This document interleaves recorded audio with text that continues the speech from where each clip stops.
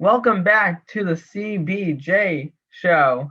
I'm Brandon, and alongside me is Jason. Unfortunately, Cam couldn't be with us today, but Jason and I will be discussing what's happening with the Celtics and also NBA trade free agency was crazy.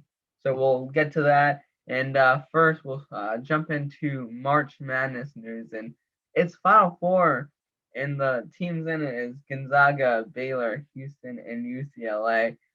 I think the biggest surprise in this tournament was all the upsets and UCLA coming all the way from the first four to the Final Four. Jason, you want to add your thoughts on UCLA's big run? Yeah, I mean, coming in as a lower seed, it's very surprising that they were able to pull off some upsets coming into the Final Four. They have had some good teams in the past, with a lot of big name players like Russell Westbrook, Kevin Love, Lonzo. They've all had some great college players. But this year, I mean, UCLA didn't have many big names coming into the year, and they proved everyone wrong. So I think there's a lot of credit their coach. And I'm sure a lot of people are rooting for the underdogs here. UCLA is also a very popular college. But basketball wise, they haven't had much success since they had Lonzo a few years ago. So I'm happy for UCLA, and I'm not thinking they're getting an upset, but I'll definitely root for them to get into the finals. Yeah, it's UCLA was one of the best teams back in the 70s and maybe a little bit of the 80s. They actually have the most amount of national championships with 11. Funny coincidence as that's the seed. And last time in 2019, we saw Loyola Chicago making this big run at 11. Uh, Jason, I want to know your thoughts. And uh, do you think the 11th seed is now going to be that is going to be more entertaining to watch, especially after we've seen these two big runs? I mean, for sure, a lot of people are going to pay attention to the underdog because they stand out in front of everyone else. Because there's two one seeds, a two seed, and then randomly you got an 11 seed. So it's a little strange to see, and they pulled off some big upsets. And like you said, Loyola Chicago back a few years ago, they made a huge run, probably further than they did this year. But Loyola Chicago was actually pretty good this year. They looked really good. Really disappointed that they didn't pull out a win. I believe it was in the Sweet 16, but they made a good run. And also Oral Roberts, I'm happy with their run too. So love the underdogs here. And it's gonna be fun to see an underdog like UCLA battle it out in the Final Four. Yeah, underdogs this past year has been probably we've had the most upsets in maybe NCAA history because it's just been crazy. I think the biggest was Oral Roberts, like you mentioned, Jason.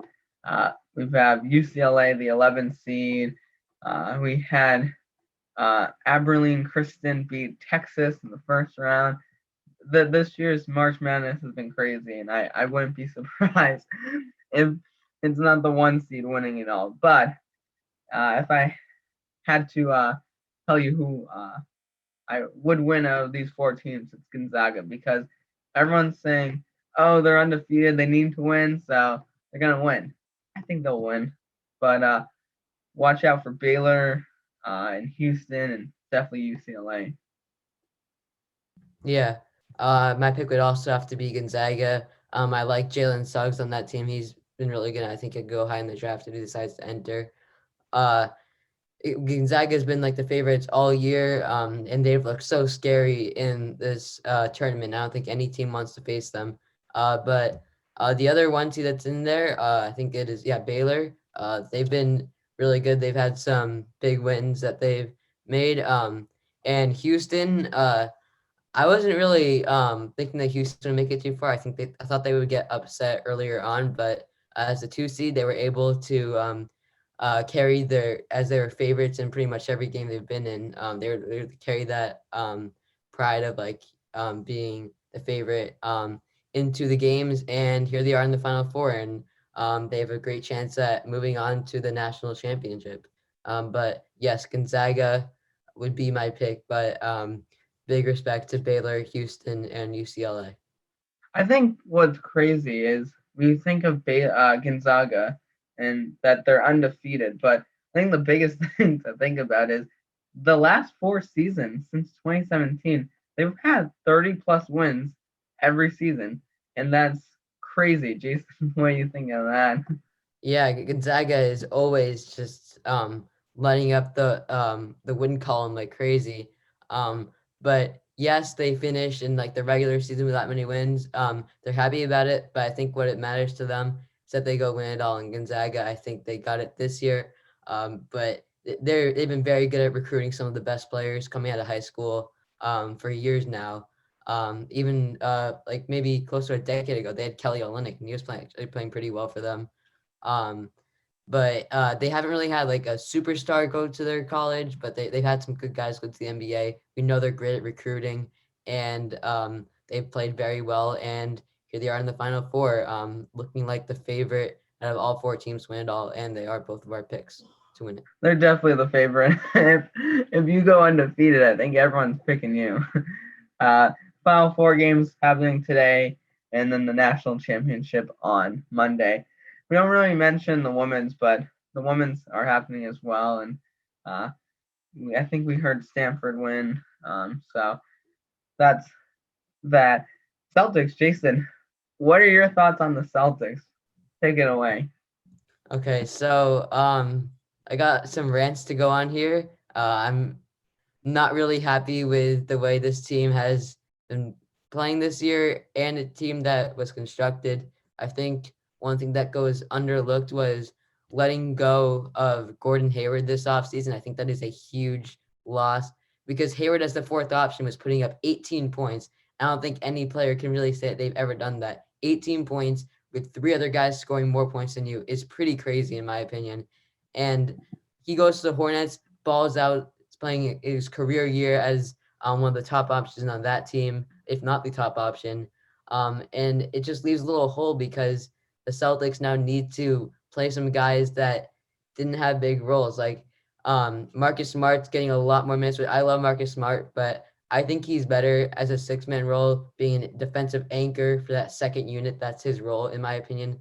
But yes, he has the talent to be a starter. And we're gonna get into the trades in a moment, but Daniel Tice was playing pretty well, but I think that one thing I'm really, really happy about with the Celtics is that they're moving forward to bringing in the Time Lord, Robert Williams, as their franchise center, which I love that move. I think he is good. Time Lord. Yep, the Time Lord is absolutely killing it. Even last night, he almost put up a triple double. He's passing the ball too. He's an elite shot blocker. He goes so underlooked. And I think with a full season as a starter and the right amount of minutes, I think he could actually make a case for DPOY in the future because Robert Williams, he's been so underlooked, and now he's getting the attention that he deserves. Um, and just depth in general, I don't really like what's happening. I like the Fournier move. We're gonna get into that soon. He's a great scorer. He was averaging close to 20 before he came to the Celtics. And for me, that bench unit is just not deep enough, and this team just doesn't have it all. I feel like our expectations are way too high, and just the bench in general. I don't like Grant Williams and like uh when Shemi Ojale. I feel like they would not have jobs in the NBA if it weren't for the Celtics. I mean, Shemi Ojale, in my opinion, has actually been playing some good basketball, but Grant Williams, I don't know how he still is employed in the NBA because I don't think any other team would want him. They've been trying to shop him at the deadline. And also, what happened to Romeo Langford? Did he disappear? Like we haven't seen him all year. He was supposed to be a big contribution to the team. He was a lottery pick in 2019. He was supposed to be really hyped up. Last year was so I disappointing. will add something about Romeo Langford, and he's been injured all year, and it's definitely been unfortunate for him as this would have been the season for him to get minutes. And but Corner and Brad Stevens seems like he's doing well, and he's hopefully coming back. So I think it's too tough to be hard on him just because he had an injury, and you that impacts it. I mean, people aren't saying like, oh, Steph stinks because he's been injured, and you don't because he's been injured. You haven't seen the real Steph. Yep, that is true. We have to take that into consideration. But I mean, he's been out also with the safety protocols. So like, I'm just wondering what's happening with Romeo because personally had a lot of hope for him to be um one of the top players on our team in a few years. I saw him in college, playing for Indiana. He looked really good before he had that injury in college. Um, but last year, I was not too impressed with him in his limited action. Uh, Scoring the ball was not really his thing. Shooting, we know he can do it, but statistically, with the efficiency, it hasn't really showed up. But one thing that I do like about Romeo is his defense. He showed some good defense last year, and I think he could provide a spark on the wing. But uh, the Celtics might want to play him at small forward, and he's like 6'4", so I don't really like that. And I think he falls out of the rotation, unfortunately, even if he does come back. I hope he does come back because he'd be. Speaking of defense, one of the new signings after the trade deadline was center Luke Cornett, and he's been really good. And everyone on the Celtics with the Celtics have been talking about, oh, Tice, we lost Tice, and that was a big name, and seeing him do well in Chicago because he was a good player. But Luke Cornett has stepped up, and him and Time Lord definitely have played good defense, like Jason said. Maybe Time Lord is player for Defensive Player of the Year, but the two of them have been really great, and this is I'm glad Time Lord's shown that he's capable of doing this, and he's not letting any other player take his spot, which is definitely big. And when we see Tristan Thompson come back, which hopefully will be soon, he'll be gone out. He'll be out for about 3 weeks before he returns. And uh, I wonder if Brad Stevens decides to keep Time Lord. We're talking about Robert Williams, in case you don't know who Time Lord is. But uh, I wonder if he keeps Robert Williams in that starting role, or does he go back to Tristan Thompson? I think another thing is, do we move Smart to the sixth, and we start both Robert Williams and Tristan Thompson? And it's definitely some interesting things to think about. And I know Brad Stevens does a great job. Yeah. What I would say is that with Robert Williams and Tristan Thompson, uh, I think that it would be hard to bring a front court of both of them since they both really can't shoot that many threes.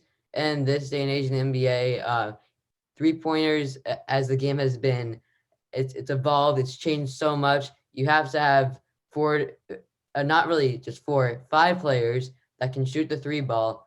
And with both Robert Williams and Tristan Thompson, they don't really attempt many threes. I mean, we can't say that they can't shoot it because we've never really seen them try, but they've just never really incorporated into their game. And someone like Daniel Tice, he actually really shot threes. Um, and also the most elite centers in the league, like Joel Embiid, Nikola Jokic, Karl Anthony Towns, they all shoot threes. So you can see how this game is evolving. And with Tristan Thompson and Robert Williams in the front court, I don't really see that working. But who do I think should start? I think they should give Robert Williams more minutes, no matter what his role is. I think Tristan Thompson is the more popular name, so they might just start him for the fans. But I think the fans are loving Robert Williams right now, and he definitely is the franchise center if they decide to keep him. They need to hold on to this guy because he's going to be something special once they give him more minutes. And just in general, we want to bring up the standings. The Celtics are the 8th seed, a game below 500. There is a play-in tournament this year, so we probably will see them in that if they don't turn around. They've had some embarrassing losses lately. It's always the same story with the Celtics and their losses. They get down big in like the second and third quarter. They come back in the fourth, and then they just blow it. It's getting used to it. We're hoping they can turn around. I'm not feeling too optimistic about this team. I mean, if they can get in the playoffs and make a first round series competitive, I guess that's the best that they can do. As a Celtics fan, I think the biggest thing to think about is, and and this goes back to Brad Stevens, and it's, why is this team not playing good day in, day out? Like, you get one good day and then a bad day like 2 days later. This team has what it takes to play good every other day. Yes, they're having some back to backs, and you don't have both those games, and that's tough. But the Celtics are a much better team. If you told me at the beginning of the season that the Atlanta Hawks, Charlotte Hornets, and the New York Knicks would be ahead of the Celtics, I would have laughed at you and said, you are crazy. And there's no way. And that's because these teams are playing much better than the Celtics. The Celtics are still below 500, even with last night's win over the Rockets. Why are they playing so bad? And that goes to question, is it Brad Stevens? Is it Danny Ainge not bringing good players? He did make a splash during free agency, but you can also say, on the other hand, he lost Daniel Tice, who was a great three-point shooter. So, who is the blame? I don't know. I think that there's many ways you can blame, like you said, Brad Stevens, Danny Ainge. You even blame Kemba for his inconsistency. Tatum's had some inconsistent nights. Marcus Smart's been choking a lot in Yes, those. but I'll say something about Tatum real quick, and that's because we've seen it with, and we've talked about it. COVID has impacted players. He is still such a good player, and he'll score. Like last night, he had 25 plus points, and um, he's good. But COVID affects him, and playing those back to back can definitely affect him. Jalen, he's been injured a couple nights. Hopefully, he's okay. We saw him limping last night, and Kemba doesn't play every night, so it's tough. These players aren't playing every night, and what are you supposed to do? Say, oh, Marcus Smart is supposed to carry this team? No, we need the big three to carry this team, and it's hard. Yeah, you just don't have enough options, I'd say. I think the Fournier move was to provide scoring on that same level of Kemba, maybe even better because coming into the once he left the Magic, he was actually averaging close to 2 more points a game than Kemba. So that's very impressive from Fournier. He's obviously dropped a little bit down because of those two pretty bad nights. He shot 0 for 10 his first night, which I'm a little disappointed. Um, but right now, I just feel like it isn't really problem in the front office or coaching.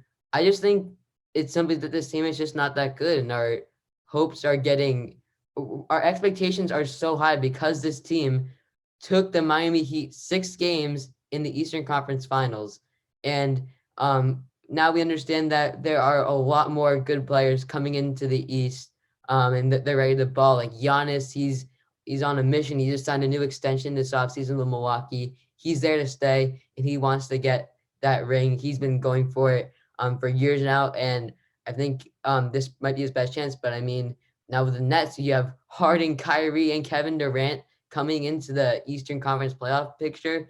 That is so tough to get by. And I think Don't there's forget DeAndre Jordan, Blake Griffin, and Marcus Aldridge. These yes, and Joe players, Harris. the Nets are, and Joe Harris. The Nets are probably one of the best teams. And I'll just say one thing about Giannis, and it's Giannis, even though it seems like he's good, the Milwaukee Bucks carry on him. If you notice every Milwaukee Bucks game, when he plays, they win because he carries the team. I saw he was injured a couple games last week, and I was watching the box score, and they weren't doing so well without him, and it makes me question: are the Bucks really a good team? And every year I think about this after Giannis takes them to the playoffs, but then loses. How can the Bucks do so much better? Like they have good players, but it's just Giannis.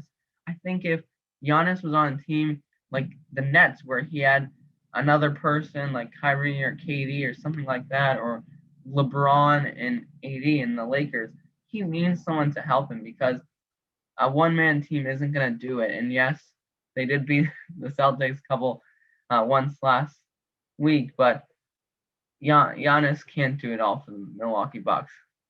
And questions did come up last in the playoffs.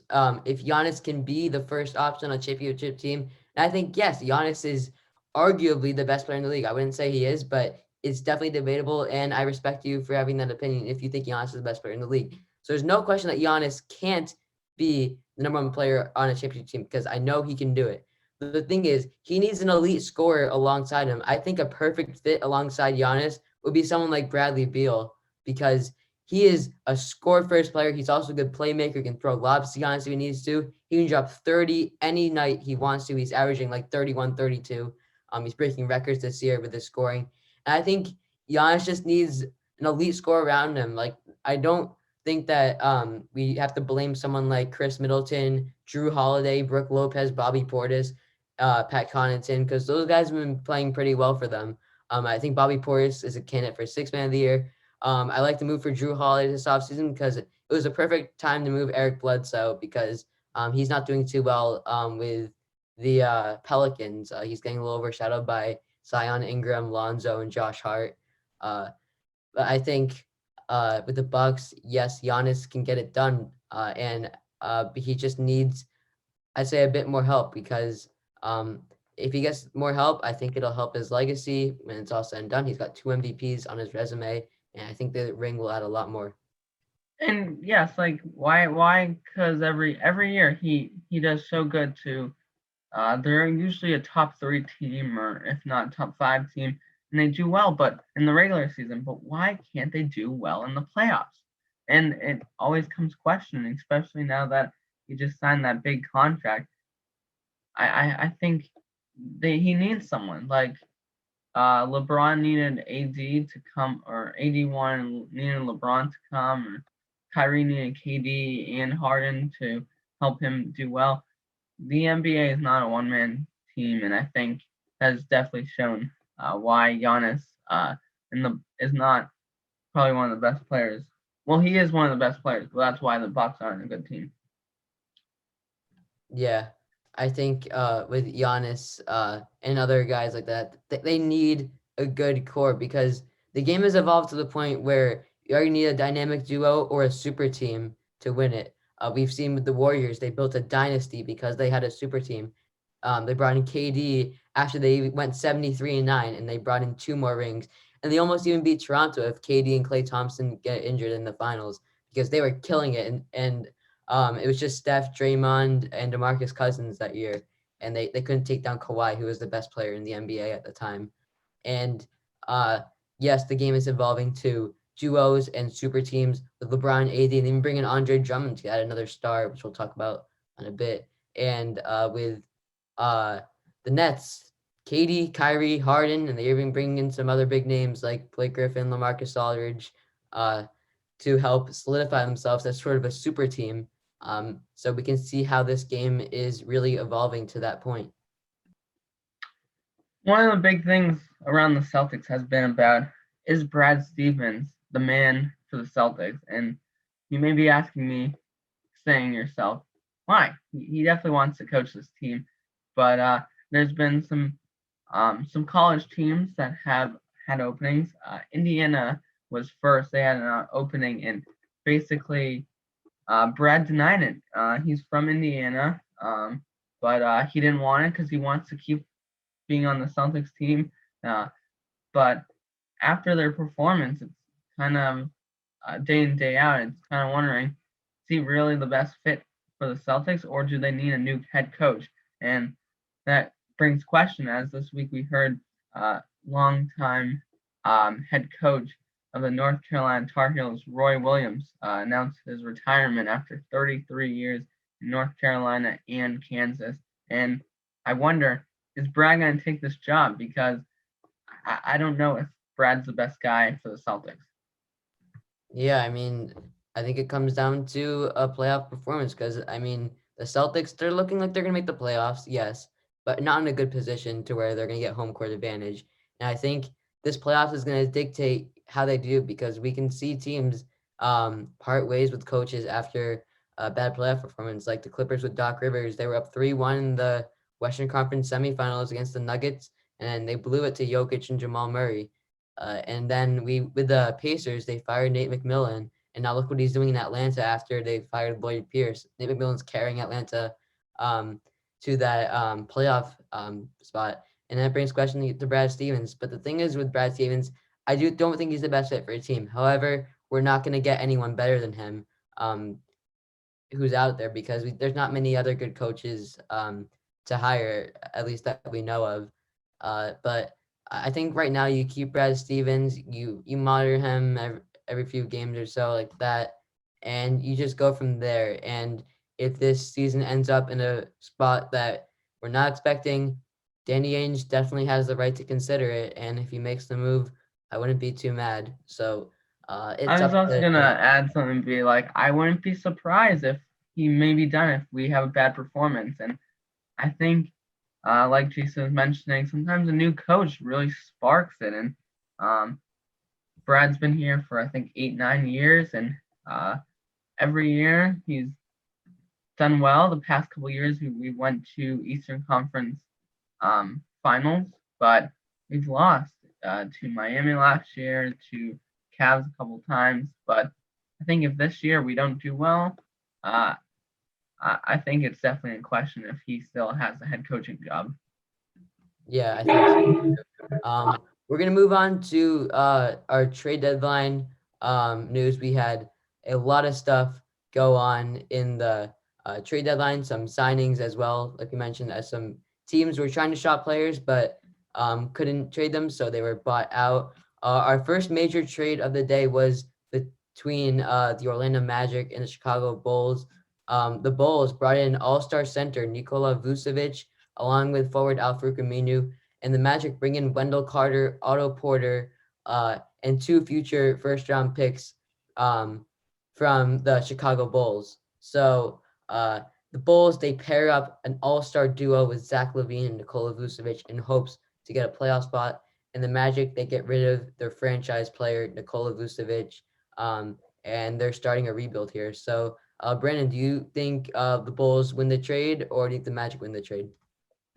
Well, I think the first thing to think about in this is the Magic are rebuilding. And we'll talk about it a little bit more as we get to the other trades. But Vucevic going to the Bulls, we see Aaron Gordon going to Denver, and then Evan Fournier. They're probably their three best players um, getting traded. And in this trade, they got not only Wendell Carter, Otto Porter, who are kind of young, but they also got a couple picks. So a couple picks here and a couple picks there with each trade.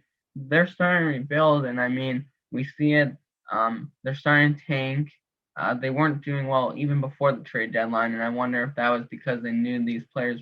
These players knew they were going to get traded, but I think the biggest question is, can the Bulls do anything with having another All Star, uh, having that duo like we mentioned with the Nets and the Lakers? Duos really help.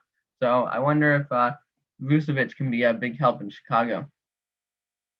Yeah, I think Vucevic will be a great help in Chicago, and we've already seen it into action. But I just feel like he's taking a little bit away from Zach LaVine, who's had a career year. He was averaging close to 29 points a game before Vucevic arrived. And Vucevic is someone who's going to demand the ball in the post. He can also shoot threes, as we know. And I think they're going to work great together eventually. They just got to get the chemistry going. And they've had some good games lately. They've had some close games.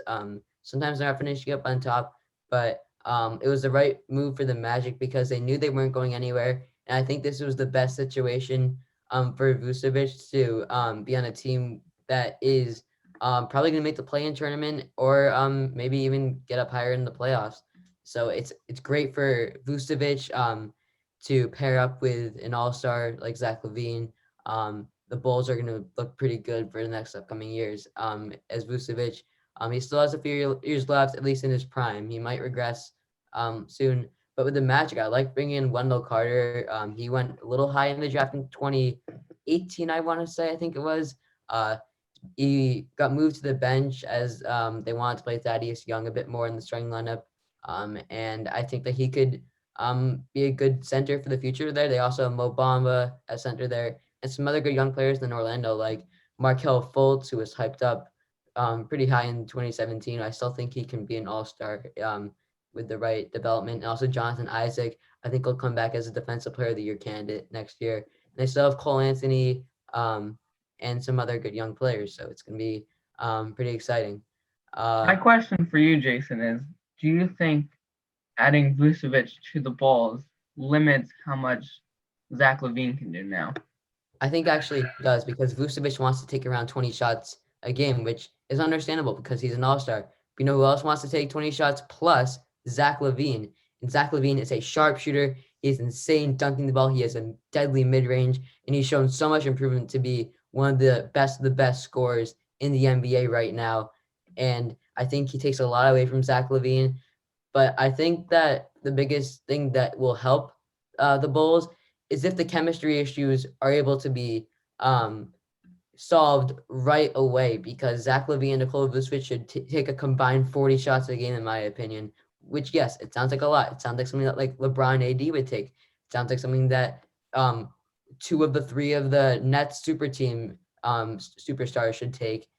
Uh, but I think Zach LaVine and Nikola Vucevic, they need to be able to find out how to split the shots, because they need to both be averaging 20. Well, Zach LaVine's be averaging around 28, 29, 30, and Vucevic around like 25 range.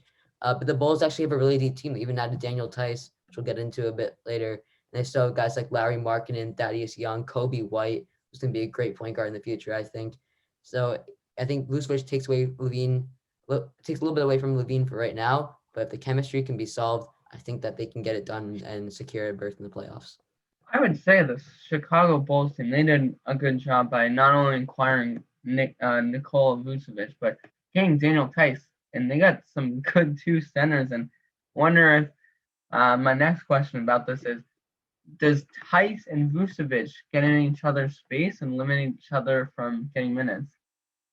I would say no, because I think they both know their roles. I think Vucevic knows that he's the franchise center, and Daniel Tice is coming here to provide a huge spark off the bench on a Bulls bench that is looking like one of the best in the league after this trade, after both these trades, because they're planning on having Kobe White come off the bench, who's averaging close to 16 points a game, and Larry Markkinen was averaging close to 20 before the Vucevic trade. And they put both those guys on the bench and Daniel Tice. That's pretty scary in my opinion. And the starting lineup is pretty good. Tomas Satoransky's been moving in and out of that starting five. Thaddeus Young's had a bounce back year. He's in the league for almost like 15 years now, and I he's would say Thaddeus Young to add on this, and he's been really good. He's in that Chicago has a lot of depth, and not just with centers, but they have a basically 6, 7, 8, the six, seven, eighth man to come off the bench to provide a spark. Uh, Unlike the Celtics, we don't really have that. We got Evan Fournier, and Grant Williams, but other than that, it goes downhill really fast with Aaron Neesman, Luke Cornett. He's definitely a good player. Mo Wagner, but then you go into Neesmith and those other guys, and it goes downhill really fast. And I think um, Bulls having a lot of players definitely really helps, and so that'll be good. My last question with the Bulls is, Daniel Tice went from a starting position with the Celtics and then got traded to the Bulls, where they have their franchise center in Vucevic. And do you think who really lost this trade? Do you think Tice who benefits from this trade? Is it the Celtics or is it the Bulls? So I would say the both teams have benefits, but I would give the bigger benefit to the Chicago Bulls because they bring in two great centers. One is an all-star, and one is a great role player that is actually like just more than a role player with Daniel Tice. He's so valuable, and he's gone underlooked. And I think in a big city like Chicago that has a lot of legacy and big basketball fans, no respect to Boston fans because we're obviously the superior fans, but Chicago fans, they're going to realize that Daniel Tice is he's the real deal, and he'll be a great backup center. And for me, well, I'm really happy about giving up Daniel Tice. I love Daniel Tice, and I think he's going to do great in Chicago in the rest of his career. But I'm pretty happy that they got rid of that salary now and at least got value for him, because I personally didn't think Daniel Tice would re-sign with us in the offseason if we decided to keep him, because he's going to get like a monster deal wherever he goes. He may not even return to the Chicago Bulls in the offseason. He's going to get overpaid, I think, by some team. They're going to offer him close to $10 million a year, which is something that the Celtics would not be willing to match or pursue him. So I'm happy that they moved him while his value was this high. I'm going to move on to our next trade. This was probably the second biggest trade of the day. Okay, next move that was Pretty notable here was the Victor Oladipo trade. He is heading to the Miami Heat. And I would say that the Rockets, they got swindled. They gave up, they received Kelly Olynyk, Avery Bradley, in the better end of a 2022 first round pick swap. Olynyk and Bradley, they look pretty good for Houston, but I mean, they're not franchise pieces like someone that Victor Oladipo would be. And going to a Miami Heat team, that is absolutely stacked. I think they might be the deepest team in the league. Maybe you could argue the Denver Nuggets, or maybe even Chicago Bulls. They up in that conversation. But Victor Oladipo, he adds a lot to that team. We know he can drop 20 on any given night, and he's on a team with some other All Stars. Victor Oladipo was not an All Star this year, but he is a two-time All Star. They got with Indiana. He joins Jimmy Butler, Bam Adebayo, and one thing that I'm really happy about for Miami, at least, is that they didn't have to give up Tyler Hero or Duncan Robinson in any trades this trade deadline, because Tyler Hero, I think, yes, he gets overhyped, but I do think he'll be an all-star one day. He's going to be a great player very, very soon. He can drop 20 as well on any given night. And Duncan Robinson is just absolutely special. He is a lights out shooter. He just catch and shoot, but he's like redefining that what JJ Redick and Kyle Korver did. He's starting a new era of catch and shoot players. It's all he does, and Duncan Robinson is a lead at that. You also got guys like Kendrick. I would add that with them not losing anyone, this Miami Heat team is probably one of the most depth teams, deep teams, because like Jason mentioned, this team went to the NBA Finals last year, and basically they're getting Oladipo, and all they had to give up was Olynyk and Bradley, and not really that good. And a pick swap, who really cares about that? I mean, if this was the Heat receives Oladipo and they had to give up Hero and a pick, I don't think this would have happened. And uh, I think the bigger question goes to Houston, saying Houston's rebuilding, and they've definitely blown up their team. In the past, what is it, year? They've lost James Harden, Russell Westbrook, now Oladipo, John Wall. Um, this team is just going downhill every year. And I thought they were good when Harden was there, and they seemed like they were doing well. But past year they've fallen apart, and their best goal is to just tank for the rest of the season and get a good draft pick. Yeah, yeah. The Harden, I should say the Westbrook trade was a spark for all this because we knew they were going all in by getting Russell Westbrook in the 2019 to 20 season, and that didn't end up working out. But Westbrook, he looked really good there with Harden, who was putting up career numbers as usual.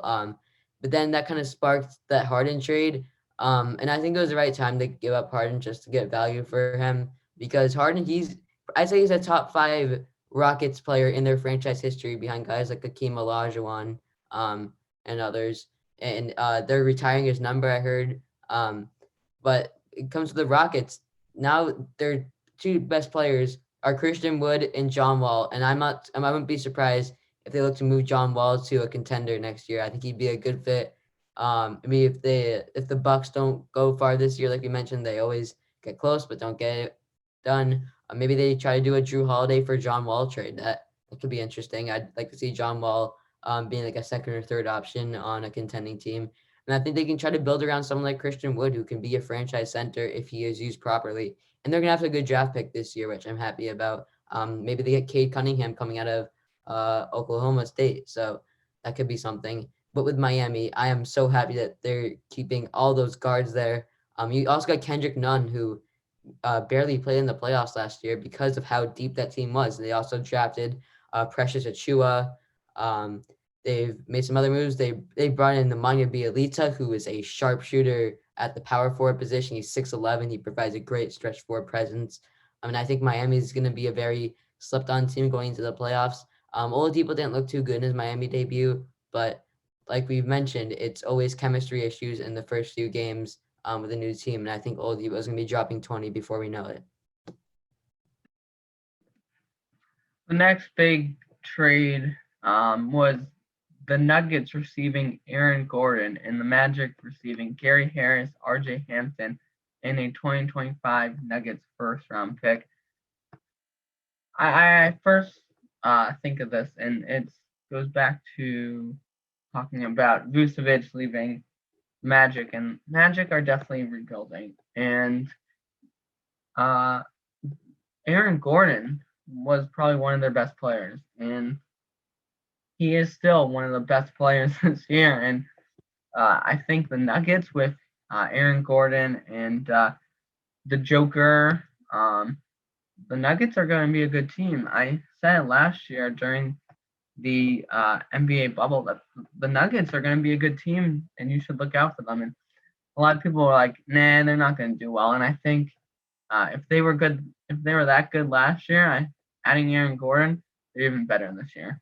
Yeah, I would agree there. The Nuggets are a scary team. We can't forget Jamal Murray. We thought he was a fluke from the bubble, but guess what? He is a top 10 point guard, and we all know it. He is scoring the ball like crazy. He can drop 30 whenever he wants to. Even with Jokic putting up 30-point triple doubles on the average day. I think Jokic is also a top candidate for MVP.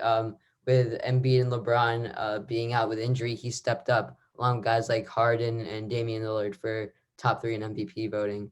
Uh, but the Nuggets, they moved Paul Millsap to the bench, and that actually says a lot. I mean, Paul Millsap, he's not his former self. He's not an all-star like he used to be. But he can provide a lot for that bench. They also got Monte Morris, who's an underrated guard off the bench. You got Will Barton. Michael Porter Jr. is living up to his hype. He got injured in this college season. He got drafted in 2018. Didn't play that first NBA season. Last year, he was really good, but people forgot about him. He was supposed to be the first overall pick in 2018, ended up being DeAndre Ayton because MPJ got injured, and he's really turning it around. Now you have that starting five was like Jamal Murray, Will Barton, Michael Porter Jr., Aaron Gordon, and of course Nikola Jokic, and a really good bench that is very scary to see. And for me, the Magic, I think they actually got a pretty good return.